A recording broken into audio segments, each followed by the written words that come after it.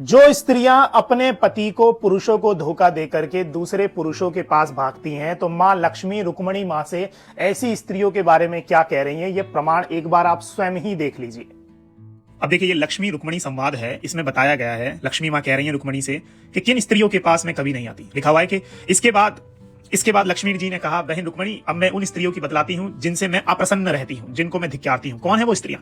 जो स्त्री सदा अपने पति के विरुद्ध काम करती है, पति को तरह तरह सताती है, उसे कड़वे वचन सुनाती है, ऐसी स्त्रियों पर मैं बहुत नाराज होती हूं। मैं उन्हें कभी उनका मुंह भी नहीं देखती हूं। अगली लाइन आपको चकित करेगी दोस्तों।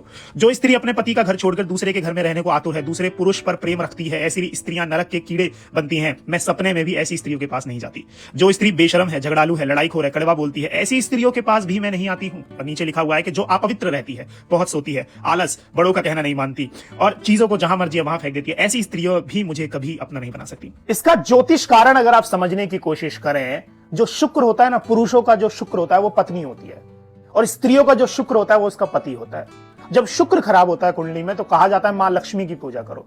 और आपका जो शुक्र है वो आपका पति है, परंतु आप दूसरे पतियों के पास भाग रही हैं, तो कहीं ना कहीं आपका शुक्र खराब हो गया। मां लक्ष्मी की कृपा तो चली गई, और फिर भी पैसा आ रहा है, तो ये आपके प्रारब्ध के कर्म रहे होंगे, और यही पुरुषों पे लागू होता है। जब तक आप गैर ताल्लुकात संबंध नहीं छोड़ेंगे, मां लक्ष्मी की कृपा आपके ऊपर नहीं होगी। आप गरीब ही रहेंगे, आप दुखी ही रहेंगे। अगर थोड़े से सुखी हैं भी, तो थोड़ा इंतजार कर लीजिए, प्रारब्ध के कर्म जैसे खत्म होंगे आप फिर परेशान होते चले जाएंगे, क्योंकि आप मां लक्ष्मी का अनादर कर रहे हैं शुक्र को खराब करके।